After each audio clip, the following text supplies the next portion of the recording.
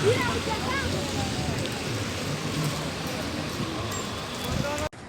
او نیکې هیلې دا د احمدشاه امینې دوهم بلاک شپږمه یومه کوڅه د حضرت ابراهیم قلعه د مسجد کوڅه ده چې نن د سنبلې د څلور نیم بجې باران نه وروسته دغه وضعیت دی.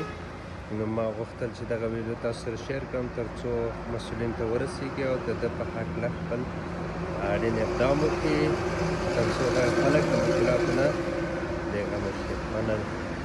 دا لښتی دی، دا ځای پاک و، دا ځای یعنې پاک و چون دغه اصلي عامل دغه دی چې دلته اوبه ډنډ شوي دي، د هغې نه هم سړک ته راوښتي دي او هم دغه ځایونو ته راوښتي دي.